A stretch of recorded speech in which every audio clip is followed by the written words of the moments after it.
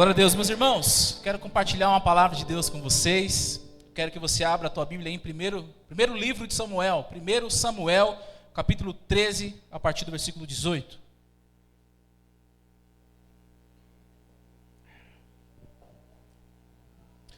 Primeiro livro de Samuel, capítulo 13, versículo 18. Eu vou ler uma porção, mas já quero te adiantar que eu vou pregar dentro de um contexto aqui, que vai do capítulo 8 ao 14, mas quero usar alguns versículos aqui do capítulo 13. 1 Samuel, capítulo 13, versículo 18, diz assim,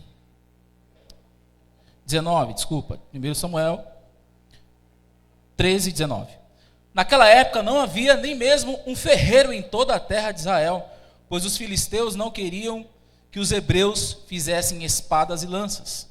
Assim eles tinham que ir aos filisteus para afiar seus arados, enxadas, machados e foices. O preço para afiar rastelos e enxadas era 8 gramas de prata e 4 gramas de prata para afiar tridentes, machados e pontas de aguilhadas. Por isso, no dia da batalha, nenhum soldado de Saul e Jonatas tinha espada ou lança nas mãos, exceto o próprio Saul e seu filho Jonatan. Versículo 22 mais uma vez. Por isso, no dia da batalha, nenhum soldado de Saul e Jonatan tinha espada ou lança nas mãos, exceto o próprio Saul e seu filho Jonatan. Sem armas. É o título da pregação de hoje. Sem armas. Eu quero orar antes de expor essa palavra. Feche seus olhos. Senhor, nós queremos te agradecer por esse momento. Momento lindo, Senhor, nós estamos vivendo hoje na tua presença. Nós já te adoramos com canções. Nós já te adoramos com as nossas contribuições financeiras. Mas nós queremos ouvir a tua palavra, Senhor. Tua palavra sempre nos direciona, sempre coloca à luz os nossos caminhos. Que essa palavra possa entrar no coração de cada pessoa que entrou aqui hoje, Senhor, de alguma forma mudar o destino delas. Em nome de Jesus. Amém. Irmãos, nós vivemos na era do coach. Sim ou não? É isso. Se você entrar no Instagram, no TikTok, você vai ver que tem muito podcast e aqueles cortes famosos que vocês já sabem, que aquele coach dando aquela frase excepcional que faz as pessoas chorarem, se emocionarem. Tem um coach que eu gosto muito, que na verdade eu gosto porque eu estou dando risada, porque ele estava fazendo muito sucesso pelas coisas que ele anda falando na internet, que é o Pablo Marçal. Esse cara é muito bom, gente. Gente, o dia que você estiver triste, quando eu estou triste, eu ouço Pablo Marçal. É bom demais, você fica revigorado. Não, assim, não importa onde você esteja, o cara, ele dá jeito. Se estiver no helicóptero com ele, o helicóptero der algum problema, esquece o piloto. O piloto não sabe nada, ele sabe. Ele manja, ele conserta na hora. Ele pega um fio lá, um cabo com celular via Wi-Fi e faz o negócio acontecer. Esse cara é maluco. Não importa se Titanic, se ele tivesse no Titanic, o Titanic não tinha afundado, irmão. Tá pensando o quê? Você assistiu no Netflix aquele filme que saiu agora, muito bom, Sociedade da Neve? Se o Pablo Marçal tivesse nesse avião, muitas pessoas não teriam morrido, porque ele ia dar um jeito, o avião não ia cair. Esse cara é muito bom. E a gente vive nessa era. Então, muitas pessoas são influenciadas a isso. Então, existem até pastores coaches. Vou deixar uma palavra para vocês aqui. Não tenho nada contra coach, não. Eu gosto, tá bom? Algumas coisas eles são muito bons. Eu tenho uma amiga chamada pastora Márcia, que é mulher do pastor Alexandre, eles moram lá na Alemanha. Vocês conhecem, né? E eles são amigas nossos. E um dia eu precisei de uma mentoria financeira, para eu saber como é que eu faço, como é que eu organizo minhas finanças, estava com problema. E eu fiz uma mentoria com ela, com a pastora Márcia, uma coach. Então, eles servem sim para muita coisa, mas esse negócio de pastor coach, irmão, isso não existe não, tá bom? Só para deixar avisado aqui. O assunto deles em alta hoje é as emoções. As emoções governam a nossa vida. De fato, as emoções governam a nossa vida. Ainda mais se você não souber como controlá-las ou aprender sobre elas. Se você não sabe porque você não consegue deixar a ira de lado, Você precisa entender esse sentimento que você tem, que tudo você quer jogar um copo na cabeça do seu marido. Tem que ver isso aí. Tem que dar uma olhada, estudar. Por isso que existem pessoas para ajudar, existem psicólogos, terapeutas, psiquiatras, para te ajudar a te pôr no lugar ali. Porque se você não controla as suas emoções, é isso mesmo, elas vão governar você e dependendo de como elas são, você vai para o buraco. Se você não se cuida, você cai. Isso é um fato. Então eu não estou falando mal do coach, mas alguns merecem uma estrelinha da gente aqui. Entretanto, existe uma área que é muito mais forte do que as nossas emoções que os coaches falam. E deveria estar num patamar acima de todas as coisas. Principalmente de você que é crente. Quem é crente, levanta a mão só para saber. Se você não é, não tem problema. Você que é crente.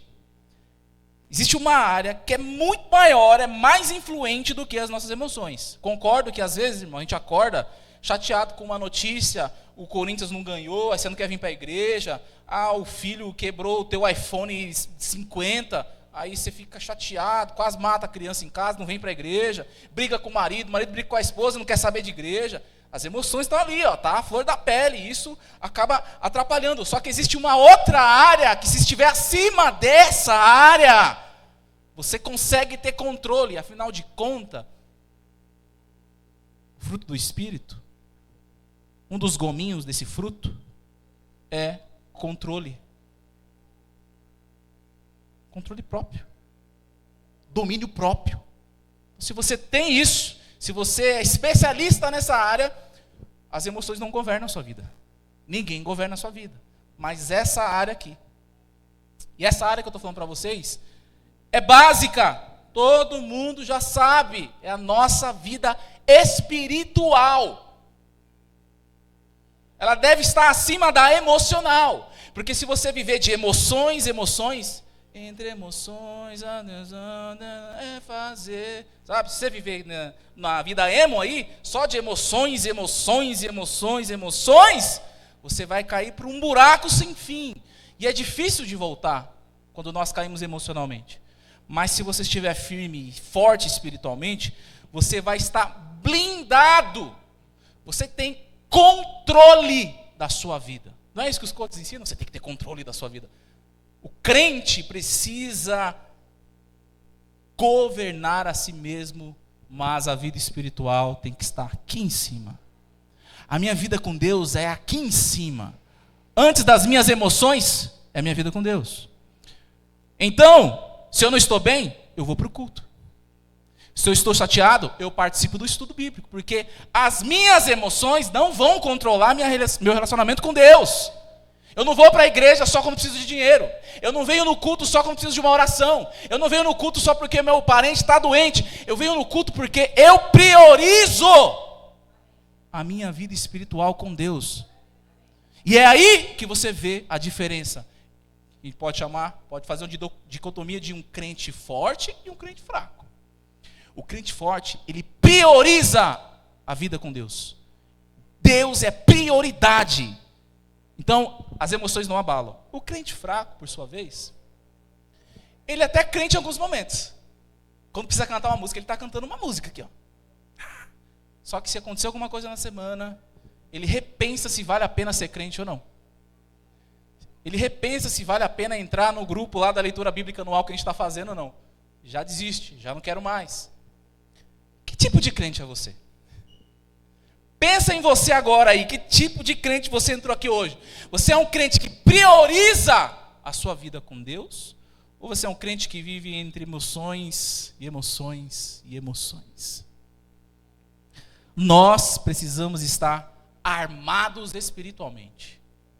Vou usar uma outra palavra, que é o que eu vou usar hoje bastante, é blindados. Precisa se blindar espiritualmente. Como você se sente espiritualmente hoje? De 0 a 10, qual é a nota que você dá para você mesmo? Do seu relacionamento com Deus? Qual que é o nível? O texto que nós lemos aqui, o texto que eu li para vocês, ele está dentro de um contexto bem maior, bem amplo. Por isso que eu falei que ia ler essa porção, mas a história que eu quero contar para vocês, que eu vou pontuar algumas lições aqui, começa no capítulo 8 e vai até o capítulo 14, aquilo que eu quero falar com vocês. O contexto fala de uma época em que os filisteus, eles estavam dominando aquela área ali. E o povo de Israel estava subjugado.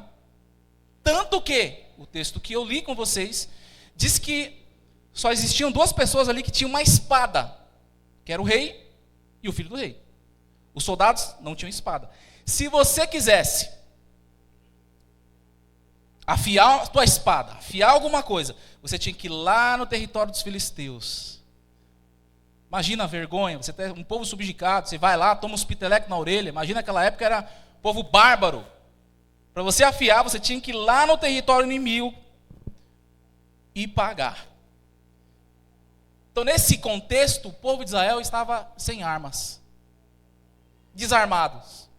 Se acontecesse alguma coisa, eles eram reféns. Automaticamente reféns. Não tinham armas. E essa história, ela começa com muitos erros gravíssimos. Começa no capítulo 8 com o povo pedindo um rei. E esse rei que entra na história, ele muda a política todinha do povo. A política de Israel era uma... Depois que esse rei entrou, a política virou outra. O povo se comportava de um jeito, agora o povo se comporta de outra maneira. E esse rei, ele comete muitas gafes ao longo do seu reinado, do seu mandato. Ele erra muito. O rei Saul, você já conhece a história dele. Muito demais. Ao ponto de ficar refém dos seus inimigos. No final eles vencem. Dá certo no final. Aqui no final dá certo. Depois ainda vem Davi um grande guerreiro. A história de Israel muda muito tempo depois. Mas aqui, nesse contexto aqui, eles estavam sem armas, mas no final Deus deu uma grande vitória para eles. E é com esses erros e com esse contexto que eu quero te encorajar hoje a você blindar a tua vida espiritual, o teu relacionamento com Deus. Você precisa sair daqui com a noção de que você precisa estar blindado. O teu relacionamento com Deus deve estar blindado. Nada abala. Nada me para. Tem uma música que a gente sempre canta, estou viciado nela, que parece que toda pregação que eu termino eu começo a cantar ela. A perseguição não parou a igreja. Não tem essa música? É isso. Pode vir perseguição, o leão, tudo que você imaginar. Nada para a igreja, nada para o crente, e assim nós vamos seguindo. Então eu quero aqui, para blindar a sua vida espiritual, destacar 3 lições importantes desse contexto aqui. 3 lições importantes. Começa lá no capítulo 8 e vai terminar aqui no capítulo 14, até a metade do capítulo 14. São 3 lições importantíssimas se você quiser blindar a tua vida espiritual. Quantos querem blindar a vida espiritual aí? Olha, pastor, eu preciso. Olha, eu estou espiritualmente, estou nem pedra nem areia. Eu estou firme igual prego na areia. Minha vida espiritual. Está na hora de você mudar isso hoje. Bom, não espera chegar o ano que vem, não espera descer um anjo do céu, um profeta da voz de trovão para falar uma palavra para você. Faz isso hoje. Pega as lições que você vai ouvir aqui e aplica na sua vida. Primeira lição, para você blindar a sua vida espiritual. Tome decisões conscientes. Tome decisões conscientes. Capítulo 8, vamos lá para o capítulo 8, eu disse para você que ia ser nesse contexto. Capítulo 8 diz o seguinte, a partir do versículo 1.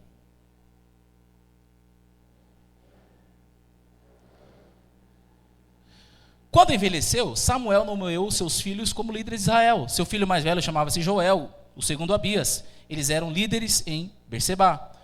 Mas os filhos dele não andaram em seus caminhos. Eles se tornaram gananciosos, aceitavam o suborno e pervertiam a justiça.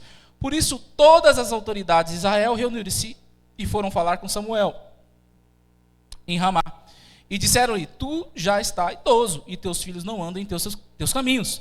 Escolhe agora um rei para que nos lidere, a semelhança das outras nações. É aqui que começa o declínio, o que faz esse povo ficar sem armas, desarmados, refém dos inimigos. As decisões que eles tomaram. Esse momento da história é um momento muito importante, porque o capítulo 8 em diante muda a história de Israel. Do capítulo 8 para trás, o Samuel era o profeta. Ele era aquele que estava entre Deus e o povo. Deus falava com ele e ele dava a mensagem. Ele era o profeta, o sacerdote, o juiz. Ele comandava esse negócio aqui. Isso significava que Deus estava no comando. Essa é a história. Se você ler alguns livros atrás, você vai ver que tem um livro chamado Juízes.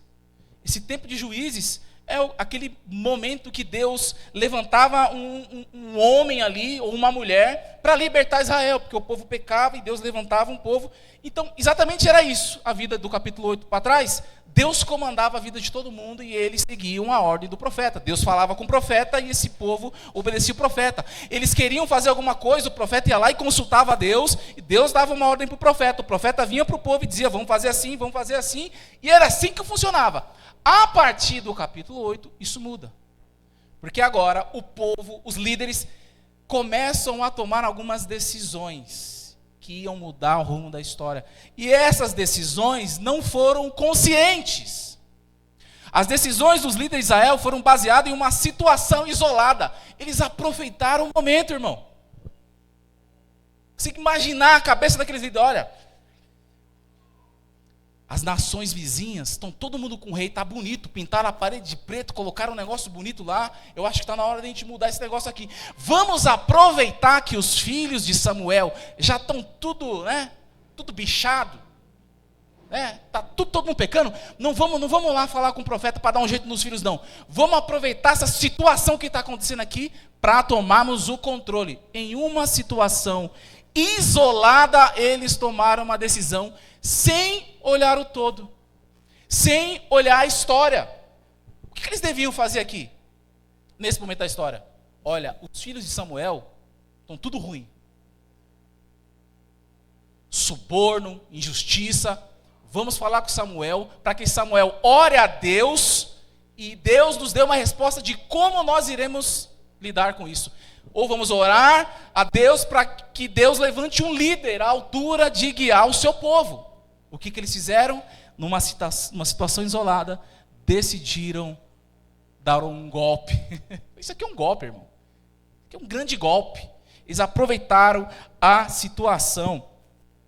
Eles deviam nessa hora parar, como era de costume, chamar o profeta e falar, vamos orar? Ô pastor, o negócio está feio, olha, vamos orar aqui. Cadê o pessoal da intercessão? Gente, vamos orar, tem uma sala aqui, vamos orar. A gente precisa orar sobre essa situação aqui, porque essa situação aqui não agrada aos olhos de Deus. A gente precisa tomar uma decisão aqui, o que nós precisamos fazer? Vamos perguntar para o Senhor. A decisão dos líderes de Israel, ela foi baseada numa rejeição do governo de Deus. Basicamente o que eles estavam fazendo aqui é dizer, eu não quero mais que Deus cuide da minha vida. Cansei. Eu não quero mais que Deus governe esse povo. Eu quero ser igual às outras nações. Isso é um grande perigo. Quando nós tomamos as nossas decisões dessa forma, numa situação isolada, querendo afastar Deus do controle da nossa vida, porque a gente é especialista em deixar Deus de fora das nossas coisas. Quando é algo que a gente quer muito, a gente pede até oração para intercessão. Manda mensagem para a Dedri, olha para esse negócio aqui. Mas a maioria das coisas que a gente faz na vida, a gente não consulta nada a Deus. Poucas coisas a gente consulta. Poucas coisas a gente faz assim, Senhor, eu vou precisar fazer isso. O que o Senhor acha? Fala comigo. Me dá uma situação, me ilumina uma situação para que eu possa sair disso aqui. O que eles fizeram foi tomar uma decisão baseada numa situação isolada. Eles aproveitaram o pecado ali dos filhos de Samuel para tomar uma decisão. E outra coisa, a decisão dos líderes de Israel foi baseada em uma percepção secular. Os outros, olha como é que estão as outras nações. As outras nações têm rei agora. Nem os próprios deuses deles estão comandando as nações. A gente quer ser igual a eles. Eu quero um rei igualzinho. Esquece Deus. Samuel, Esquece Deus. Já foi o tempo de Deus governar a nossa vida. Chega! Eu não quero mais. Nós estamos decididos aqui, Samuel. Samuel, você está velho, não está enxergando direito? Olha, a gente decidiu aqui. A gente quer, a gente viu que é bom. Sabe qual é o perigo disso, irmãos? Que nós fazemos isso também. E tem um grande perigo de nós olharmos para a grama do vizinho, porque a grama do vizinho sempre vai ser mais verde, sempre vai estar mais arejado. Parece que a comida que o vizinho faz é mais gostosa, é mais cheirosa. Não sei, é só você começar a olhar a vida dos outros que você vai se sentir um nada.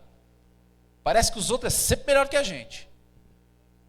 Sempre pega melhor que a gente, sempre canta melhor que a gente, sempre faz igreja melhor que a gente. Se você ficar olhando a vida dos outros, você vai querer ser igual os outros, igual esse povo aqui.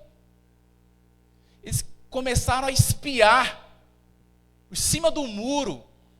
Deus estava cuidando deles até aqui, mas eles começaram a espiar em cima do muro. Quando você começa a espiar em cima do muro, ver como os outros estão vivendo e querendo trazer isso para a tua vida, automaticamente você está dizendo assim, olha, Deus, faz o seguinte, fica um pouquinho de lado aí que eu preciso tomar umas decisões aqui, eu preciso mudar o esquema da minha casa aqui, fica um pouquinho de fora. Jesus, eu vou trancar a porta aqui, fica aí dentro do quarto aí que eu vou tomar uma decisão com a minha família aqui, então, deixa comigo aqui, Jesus, a gente já sabe. Eu estou vendo na internet como o pessoal está fazendo aí. Não, eu vi no Instagram uma moça dando dicas de como faz em casa. Aí agora eu vou... Não, esquece a pregação que a gente ouviu no domingo, gente, esquece. Não, esse negócio agora, o pastor está ultrapassado, o pastor é dos anos 90. O pastor não manja de internet, o pastor não manja dessas coisas não. A irmã Andri só ora. A irmã Andri é de oração, deixa ela orar. Quem toma a decisão aqui sou eu. Não quero Deus na minha vida. Muitas vezes nós estamos expulsando Deus da nossa vida em situações isoladas, aproveitando a situação para sair fora, irmãos. Parece que o tempo todo a gente está esperando uma situação para sair fora da igreja. Eu vou para a igreja hoje, eu espero que o pastor faça uma piada comigo quando eu chegar lá. O pastor é engraçadinho, ele gosta de ficar fazendo piada do púlpito lá. Quando ele fizer uma piadinha, eu saio da igreja. Você sai da igreja por causa de uma piada, irmão? É isso mesmo? Não, o pastor Alexandre não falou comigo. Está todo bonito, está com um blazer vermelho, mas ele não falou comigo. Próxima vez que eu for no culto, ele não falar comigo, eu saio da igreja. Se aproveitando de situações para tomar essas decisões. Irmãos, não importa o quão o mundo é bonito, quão os nossos vizinhos são lindos, e o quão essa internet tem vendido esse mundo tão lindo para nós, que dá até vontade de não ser crente às vezes. Continue debaixo da potentosa mão de Deus. Continue embaixo do governo de Deus. Não ligue para a percepção que o mundo traz, que as pessoas que não são cristãs trazem para nós. Continue olhando do muro para cá. Deus comanda a minha vida daqui para cá. Que o povo está vivendo lá, o problema é deles. Não, pastor, você tem que mudar agora essa estrutura aí, esse negócio está muito velho. Pastor, é geração Z que está mandando agora, você precisa se atualizar. Não, irmãos. Quem governa a igreja é o Senhor. Se passaram mais de 2000 anos e a igreja continua de pé, ninguém para a igreja do Senhor. Então nós vamos continuar debaixo das mãos de Deus. Ele quem governa essa igreja. Ele governa a sua vida? Tome decisões conscientes. As suas emoções vão ficar lá em cima, esperando uma brechinha para você tomar uma decisão para sair fora. Pare e respira, olhe o todo, olhe o quanto Deus já fez na sua vida ao longo desse tempo. Olha, se eles olhassem a história, saíram da escravidão, Deus cuidou deles no deserto, abriu o mar vermelho, a água saindo da rocha, um monte de coisa, pão caindo do céu. Olha o cuidado de Deus ao longo da história para esse povo, eles deviam olhar isso. Então quando você chegar nesses momentos, que você se sente desarmado, sem armas espirituais para lutar, tome decisões conscientes. Não vai pelo que os outros estão falando, irmãos. Abra a Bíblia e fale com Deus. Peça aconselhamento para o teu pastor. Deixe Deus governar a sua vida. Não tome decisões precipitadas. Essa é a primeira lição. Porque a segunda ela ainda é mais interessante. que para você blindar a sua vida, você não basta só tomar decisões ali conscientes, mas esperar pelo comando de Deus. Espere pelo comando de Deus. Se Deus falar vai, você vai. Se Deus falar não vai, você não vai. Se Deus falar espera, você espera. Se Deus não falar nada, você fica quieto. Não é isso? E o texto é engraçado, que a gente gosta de usar ele bastante, é o capítulo 13, a partir do versículo 8. Olha só o que Saul fez. Capítulo 13, versículo 8. 13, 8. Espere o comando de Deus. 13, 8. Ele esperou 7 dias, o prazo estabelecido por Samuel. Samuel é o profeta, Deus ainda estava comandando aquele negócio, enfim, tinha um ritual para cumprir ali. Mas esse não chegou a Gigal. Samuel se atrasou. E os soldados de Saul começaram a se dispersar. Ele ordenou, tragam-me o holocausto e os sacrifícios de comunhão.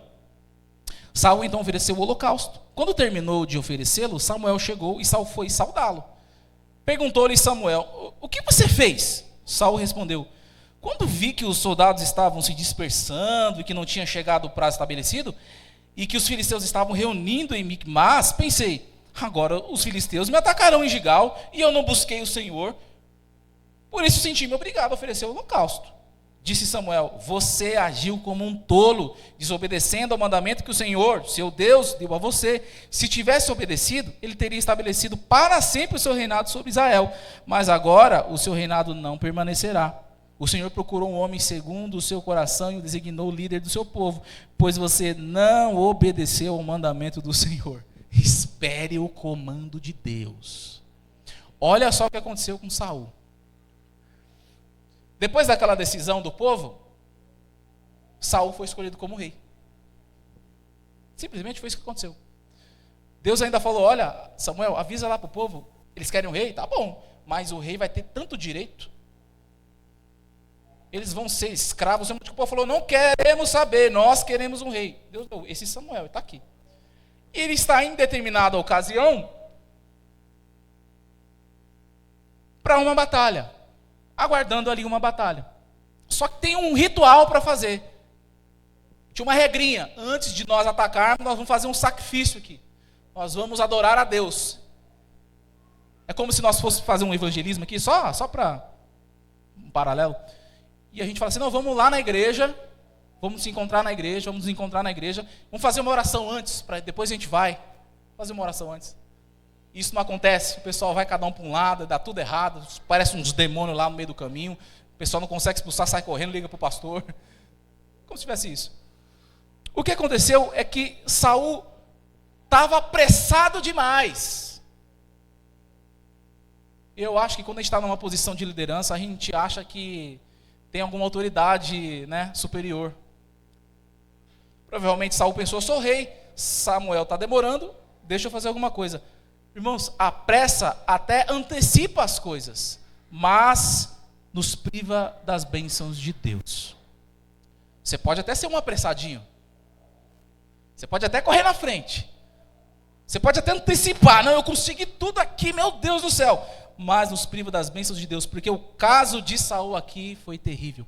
Ele perdeu o reinado dele. Foi aqui, ele perdeu. Se ele tivesse obedecido, Samuel falou, se você tivesse, Deus ia estabelecer o teu reino aqui. Os teus filhos seriam reis, a geração seria sua, a história seria outra. Porque você não obedeceu, porque você foi apressadinho, Deus cortou a tua história. Acabou aqui, ele já até escolheu outro. Olha a situação de Saul. Saul teve pressa por causa das emoções dos outros. Você viu a desculpa que ele deu para Samuel? Samuel, rapaz, ô profeta, pai do Senhor. Ele chegou assim, disse que o Samuel chegou, ele saiu para saudar. Imagina ele chegando, Samuel, paz de Cristo, paz de Deus, pai, tudo bem, Samuel? O que você fez, Saul? Sabe como é que é, né? Os filisteus, né? Eles estavam e eu fiquei com medo para atacar. E aí e os meus soldados estavam com medo. Sabe como é que é, né, Samuel? A gente está na guerra, né? O soldado está com medo, a gente tem que fazer alguma coisa. Eu falei, eu já estou aqui, eu sou o rei, por que não oferecer um sacrifício, Samuel? Porque os soldados aqui, Samuel, eu precisei fazer, porque os soldados, eles estavam alvoroçando aqui, e eu sou o rei.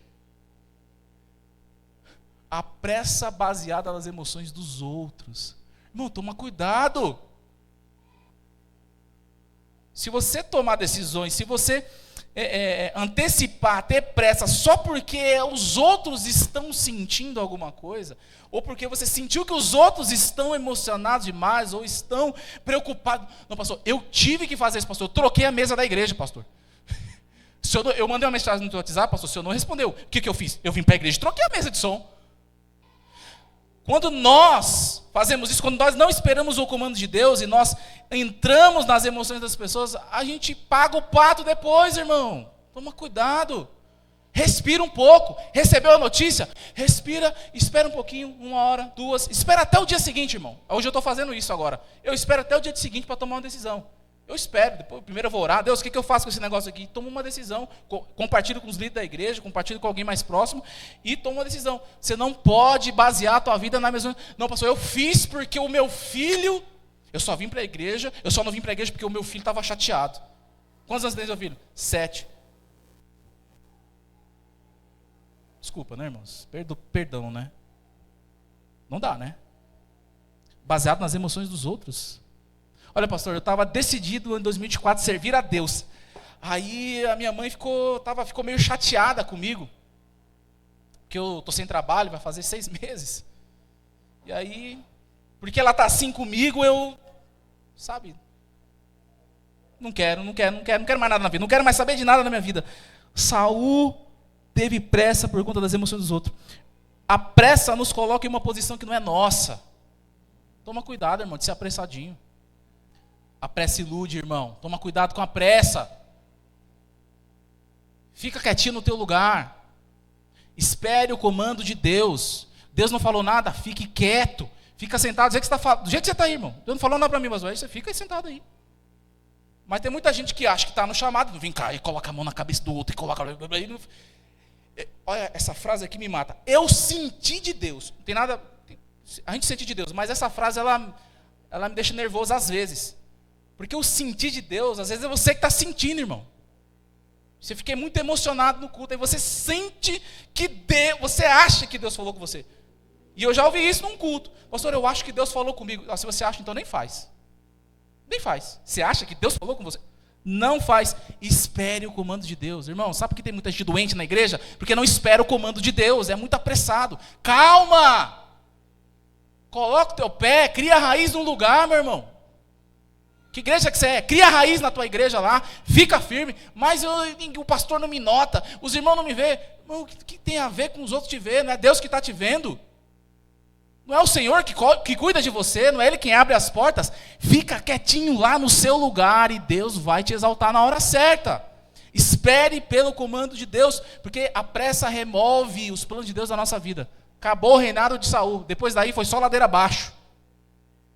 Acabou o reinado de Saul. Um dos piores reis que a gente pode ler na história de Israel, Saul. Ficava até endemoniado. Davi tinha que ir lá tocar a arpinha para o demônio sair do corpo dele. Ficava neurótico.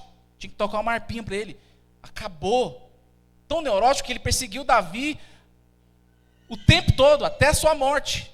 Até chegar a hora dele morrer, ele perseguiu Saul. Neurótico. Porque foi apressado antes. Tome cuidado. Espere pelo comando de Deus. Tranquilo até aqui? Por enquanto foi só umas tapinhas na nuca, né? A terceira lição, ela é importante e ela é boa. Terceira lição para te blindar da vida espiritual. A primeira é tome decisões conscientes. Segunda, espere pelo comando de Deus. E terceira, Deus não precisa de arma. Entenda que Deus não precisa de armas. Está apressado por quê? Está tomando decisões atropeladas por quê? Deus não precisa de armas. Não que a gente ficou com medo dos inimigos. Imagina Saul, não, Deus não precisa de armas. Irmãos, Deus nunca precisou de armas para vencer uma batalha. Nunca. Jamais. Deus não precisa de ajuda, Deus não precisa da minha ajuda. Tem uma música que conta: Deus está contando contigo. É bom, a poesia é bonita. Mas Deus não precisa da gente. Não precisa para nada, irmão. Deus não precisa da gente para nada. Ele opera através de nós. Mas precisar de nós... Imagina, eu chegando para Deus falando: Deus, vou para o culto hoje não. Se vira. Você acha que precisa de mim para o culto acontecer? Nunca, irmão. Deus não precisa de nada. Deus não precisa de armas. Você lembra de Gideão? Gideão foi procurado por Deus, uma situação em que o povo também estava sendo dominado lá em Juízes. E aí, Deus chega nele e fala assim: olha, Gideão, é você, bora, você é o escolhido. Você é o escolhido. Ora, vou dar um jeito nesse povo aí, você é o escolhido. Vamos lá, seja forte, bora. Aí Gideão começa a falar: mas Deus, Senhor, eu sou da menor tribo de Israel, eu faço parte da menor tribo de Israel, a minha família é a menor de todas as famílias, e dentro da minha família eu sou o menor. Como o Senhor vai me usar, Deus? Não é possível. É impossível. Minha tribo é menor, minha família é menor, eu sou menor da minha família, eu não sei o que você está fazendo aqui. E Deus chamou ele e mais 300. Sabe o que aconteceu no dia da batalha? Eles tocaram uma trombeta e o povo inimigo se confundiu e se mataram. Deus não usou uma arma, e nem os 300 que estavam com Gideão, e nem o próprio Gideão. Gideão só entrou na história para Deus dizer assim: ó, se você está sem arma, se você tem força, se você é pequeno, se você é menor, eu uso, é a minha força. Quem luta sou eu, não é você. Deus não precisa de armas. Ou como você pode imaginar, Josué está com o povo lá, as muralhas de Jericó, está todo mundo preparado, eu fico imaginando o povo: e aí, como é que vai ser? Ó, Josué disse que Deus falou lá que é para dar 7 voltas e tal, aí vai tocar uma trombeta. Mas a gente não vai lutar? Não, ele disse que é para dar a volta lá, e na 7ª vai tocar a trombeta e vai todo mundo gritar: aí disse que vai cair o negócio lá. Ó, eu não sei, eu estou seguindo a multidão aqui, porque eu estou no meio aqui, e os levitas, eles foram na frente, os músicos, está todo mundo na frente, chamaram o Douglas, o pastor Alexandre, está todo mundo tocando guitarra lá, foi todo mundo na frente lá, e é isso. Mas como assim? Mas a gente não vai lutar contra o povo? Não, a ordem é dar a volta, aí na 7ª volta eles vão tocar um negócio lá, a gente vai gritar, aí vai cair. Foi isso que aconteceu, irmãos. Eles foram lá dar a volta, não sei se eles cantaram: vem com Josué lutar em Jericó, não sei se eles cantaram essa música, mas estavam dando as voltas lá, tocaram a trombeta, pá! Eles começaram a gritar e as muralhas caíram. Eles precisaram usar armas? Deus não precisa de armas. O que Deus precisa então? Deus espera de um coração confiante nele. O capítulo 14 é o capítulo que eu não li, os versículos que eu não li. Mas Jonatas, o texto que eu li, que eu comecei lendo o texto, diz que só tinha Saul e Jonatas que tinha arma, que tinha uma espada. Aí o capítulo 14 começa a falar que Jonatas está ali com alguns soldados, cerca de 600 soldados, e ele chama o escudeiro dele e fala: ó, é o seguinte, a gente vai atacar os filisteus. Nós vamos atacar o filisteu hoje. Eu vou ser. A estratégia é o seguinte: a gente vai falar com Deus aqui. Deu o sinal é o seguinte: a gente vai subir ali, ó, entre o trem, entre o vão, a plataforma, a gente vai ficar escondido aqui. O sinal é o seguinte: se a gente passar e eles chamarem a gente, se a gente aparecer assim na frente dos filisteus e chamar a gente, é o sinal que Deus vai entregar eles nas nossas mãos. Se isso não acontecer, vai ficar por isso mesmo. Só que o texto diz que Jonatas diz o seguinte, capítulo 14, versículo 6, deixa eu ver se é isso, 6. Isso, 6. Jonatas disse ao seu escudeiro: vamos ao descatamento daqueles incircuncisos. Talvez o Senhor age em nosso favor, pois nada pode impedir o Senhor de salvar, seja com muitos ou seja com poucos. Confiança inabalável. Deus não precisa de arma. Mas Saul, escudeiro é ajudante, né, irmão? Eu já fui ajudante é meio cabeção, né?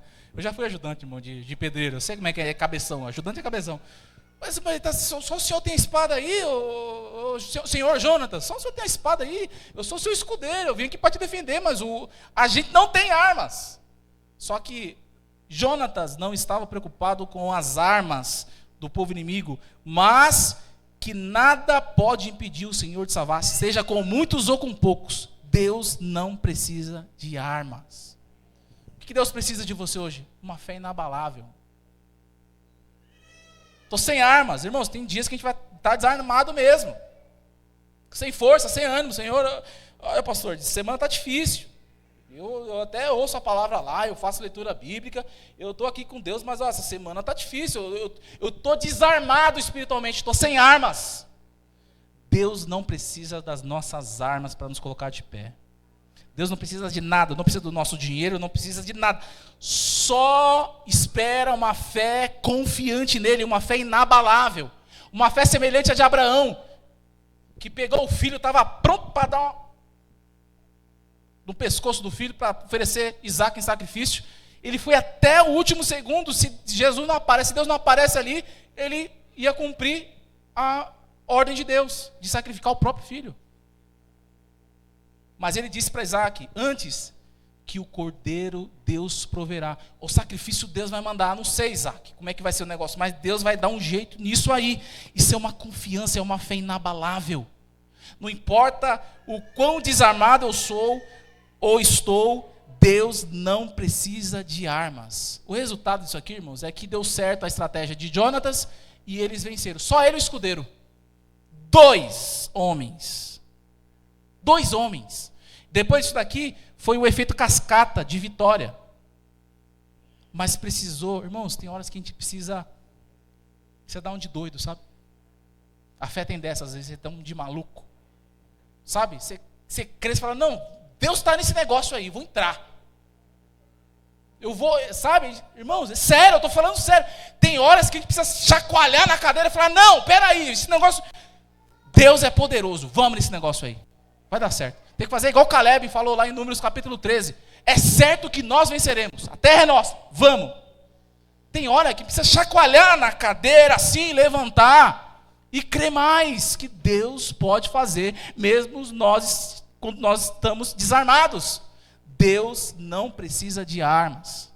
Pastor, eu entrei aqui na igreja só por Deus, vim só por Cristo. Não é pela tua força, é pela graça. É graça.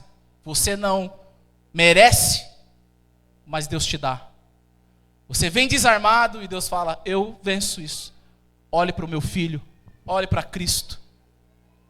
Se você entrou aqui desarmado, sem armas, sem esperança, minha vida com Deus está lá embaixo, blindado que nada, eu estou sem armas.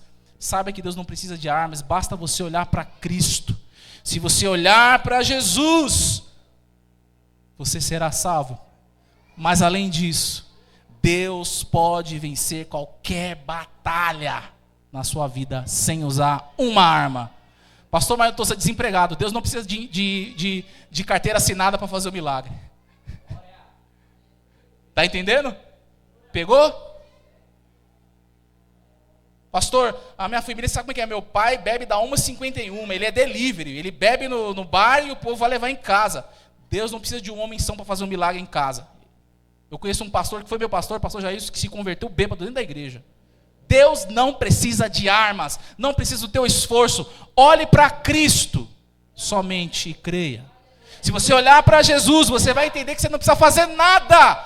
Nada, pastor, não precisa fazer nada, nada. Sabe o que é nada, irmão? Nada. Deus não precisa do seu dinheiro, Deus não precisa de nada. Ele vence qualquer batalha sem armas. Você precisa ter uma fé inabalável. E eu quero que você saia com essa fé inabalável nele hoje aqui. Que a tua vida espiritual fica blindada com ele. Não, eu saí de lá, olha, algumas decisões eu preciso tomar corretamente. Eu preciso esperar o comando de Deus. Mas eu creio que mesmo não tendo recurso nenhum, ele pode vencer por mim. Ele é poderoso nas... Tem uma situação muito interessante que mostra uma fé inabalável. Eu não sei se vocês conhecem a história do irmão Horácio. Ele escreveu uma música chamada It is well with my soul. Vai tudo bem com a minha alma vai bem. O exemplo da vida desse homem é incrível, irmãos. Século XIX, ele está naquela região dos Estados Unidos. 5 filhos, uma esposa, e ele começa a investir o dinheiro dele numa alfândega, só que essa alfândega pega fogo, então ele perde todos os investimentos dele, todos os investimentos. Para completar, pouco tempo depois disso acontecer, de perder todo o dinheiro, o filho dele morre. Faleceu o filho dele. E aí ele decide com a esposa dele fazer uma viagem para a Europa. Só que por conta da situação que ele está vivendo e alguns negócios que ele precisa fazer, ele fala assim: mulher, vai na frente com as crianças. E naquela época não tinha avião, não tinha nada disso, era navio. No meio do caminho, o navio sofre um naufrágio. Morre as crianças. Sobrou só a mulher. A mulher chega na Europa e manda uma carta para ele, dizendo: amor, sofremos um naufrágio e nós perdemos as nossas filhas. Então o irmão Horácio, ele está sem os filhos, sem dinheiro, só com a esposa. E agora ele precisa continuar a viagem. Ele precisa fazer a viagem que ele não fez ainda, para encontrar com a esposa. E quando ele chega exatamente perto do local, ele está se aproximando do local onde teve o naufrágio, o capitão diz: olha, foi aqui que houve o naufrágio. E ele, com a alma dele angustiada, ele tenta imaginar o que aconteceu ali, mas ele não consegue.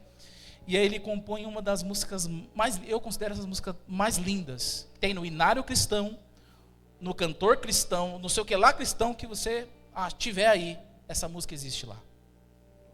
Naquele momento que ele está com a sua esposa,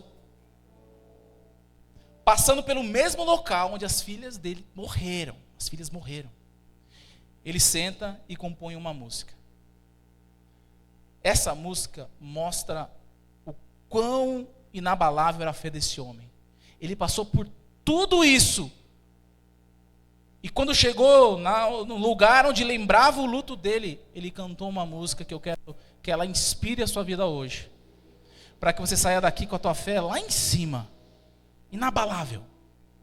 A música você conhece, diz assim, ó: se paz a mais doce me deres gozar,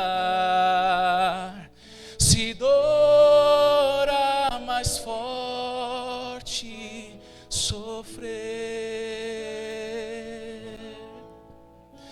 ó seja o que for, tu me fazes que feliz com Jesus sempre sou. E ele está sentado no navio e canta: sou feliz com Jesus, sou feliz com Jesus, meu Senhor. Ele não cansa, ele canta de novo. E embora me assalte o cruel Satanás e ataque com vis tentações, olha o que ele diz na letra seguinte: ó certo estou que apesar de aflições, que feliz eu serei com Jesus. Sou feliz com Jesus. Sou feliz com Jesus, meu Senhor. Sou feliz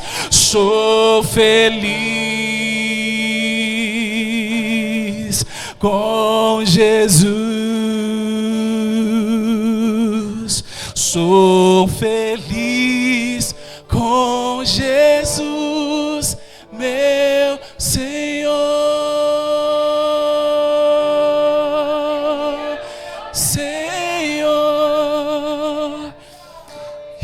Ele canta essa música e prova quão inabalável é a fé desse homem. Você precisa ter essa fé. Porque os dias maus vão vir, irmãos. Tem decisões que a gente toma igual esse povo. Ou povo chato, ou povo que não quer viver debaixo das mãos de Deus, ou povo que não espera a provisão de Deus, que não espera o start de Deus. Tem hora que a gente vai viver por isso. Talvez você esteja vivendo isso, mas está na hora de você virar os teus olhos para Cristo hoje. Começar a olhar para Jesus, porque Jesus é o único que pode pegar um pai sem dinheiro, que perdeu todas as crianças num naufrágio e cantar "sou feliz". Em inglês é assim: a minha alma vai bem, eu estou bem com Jesus, eu perdi tudo, mas Cristo é a razão da minha vida, é a razão da minha história, eu sou feliz com Jesus. Só quem tem Cristo na vida sabe o que é isso. Eu quero que você saia com Cristo aqui. Eu quero que você saia entendendo que Deus não precisa de armas. Ele não precisa de situações, não precisa do nosso dinheiro, não precisa do meu currículo, não precisa da minha teologia, não precisa da minha homilética, não precisa da minha oratória. Ele precisa de uma fé inabalável em seu Filho Jesus, e todo aquele que crer será salvo. Ele não precisa de armas. Eu concluo dizendo que nós precisamos blindar a nossa vida, irmãos. Blinda a tua vida espiritual. Blinde a sua vida espiritual. Fortaleça a sua comunhão com Deus. Fica firme, irmão. Seja forte e corajoso. Deus falou isso para Josué e eu replico para você. Sejam fortes e corajosos. Bereana, avante. Ô irmão, levanta e anda. Fortalece a tua vida com Deus. Tome decisões conscientes. Espere pelo comando de Deus e saiba que Deus não precisa de armas para nos dar vitória, mas um coração confiante e inabalável. Eu peço que você fique de pé para nós orarmos.